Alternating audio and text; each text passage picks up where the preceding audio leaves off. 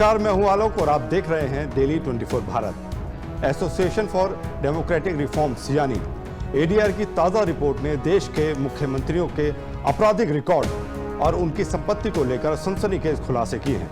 देश के 40% मुख्यमंत्रियों पर आपराधिक मामले दर्ज हैं और 33% पर हत्या का प्रयास, अपहरण और रिश्वतखोरी जैसे गंभीर आरोप हैं। साथ ही ये रिपोर्ट ये भी बताती है कि देश का सबसे अमीर मुख्यमंत्री कौन है।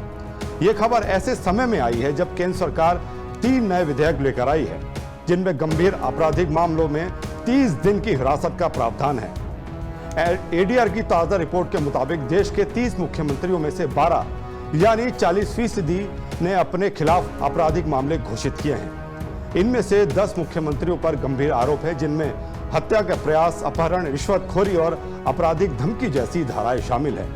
सबसे चौंकाने वाला आंकड़ा तेलंगाना के मुख्यमंत्री रेवंत रेड्डी का है, जिन पर कुल 89 आपराधिक मामले दर्ज हैं। इनमें से 72 मामले गंभीर आईपीसी धाराओं के तहत हैं। उसके बाद तमिलनाडु के मुख्यमंत्री एमके स्टालिन पर 47 मामले, आंध्र प्रदेश के चंद्रबाबू नायडू पर 19 मामले, कर्नाटक के सिद्धारमैया पर 13 मामले और झारखंड के हेमंत सोरेन पर 5 मामले हैं। रेवंत रेड्डी ने इन 89 मामलों में से ज्यादातर उनके राजनीतिक करियर के शुरुआती दिनों और आंदोलन से जुड़े हैं। हालांकि यह भी सच है कि इनमें से कई मामले अभी जांच या मुकदमे के चरण में है और दोष सिद्धि तक पहुंचना बाकी है।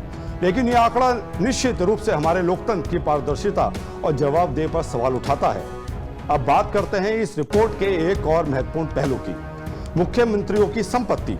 एडीआर की रिपोर्ट बताती है कि आंध्र प्रदेश के मुख्यमंत्री एन चंद्रबाबू नायडू देश के सबसे अमीर मुख्यमंत्री हैं और उनकी कुल संपत्ति 931 करोड़ रुपए से अधिक है। उनकी संपत्ति में रियल एस्टेट, निवेश और अन्य वित्तीय संपत्तियां शामिल हैं। दूसरे स्थान पर है अरुणाचल प्रदेश के मुख्यमंत्री पेमा खांडू, जिनकी संपत्ति 332 करोड़ रुपए है।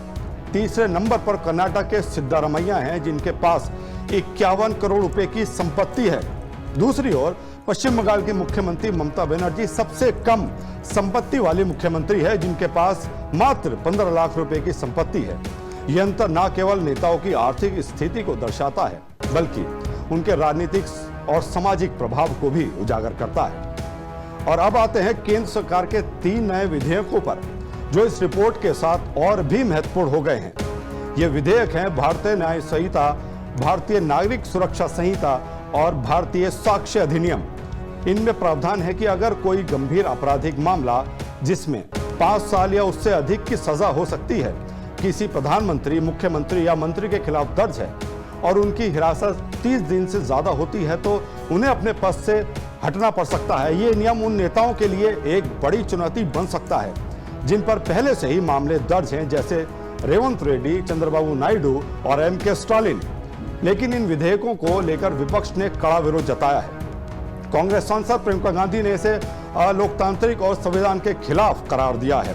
तमिलनाडु के मुख्यमंत्री एमके स्टालिन ने इसे लोकतंत्र के लिए काला दिन बताया है। विपक्ष का आरोप है कि इन विधेयकों का इस्तेमाल विपक्षी नेताओं को निशाना बनाने के लिए हो सकता है।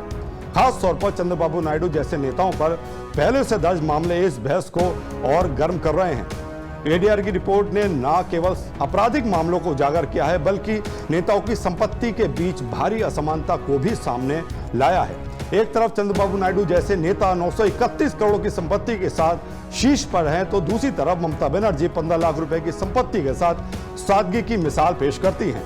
आइए कुछ और आंकड़ों को पर नजर डालते हैं। एडीआर की रिपोर्ट के अनुसार मुख्यमंत्री की औसत संपत्ति लगभग 52 करोड़ रुपए है, लेकिन ये औसत तब और हैरान करता है जब हम देखते हैं कि कुछ नेताओं की संपत्ति सैकड़ों करोड़ों में है, जबकि कुछ के पास कुछ लाख ही हैं। साथ ही आपराधिक मामलों में भी यही असमानता दिखती है।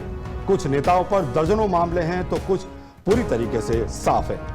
विश्लेषकों का मानना है कि ये रिपोर्ट और नए विधेयक मिलकर भारतीय राजनीति में एक नया मोड़ ला सकते हैं। कुछ का कहना है कि यह नेताओं की जवाबदेही बढ़ाएगा, जबकि अन्य इसे सत्ता के दुरुपयोग का हथियार मानते हैं। खास तौर पर उन नेताओं पर नजर होगी जो एक तरफ भारी संपत्ति के मालिक हैं और दूसरी तरफ आपराधिक मामलों का सामना कर रहे हैं। इन आपराधिक मामलों का मतलब यह नहीं है कि सभी आरोपी दोषी हैं। कई मामले अभी जांच का मुकदमे के चरण में हैं और कुछ में बरी होने की संभावना भी है।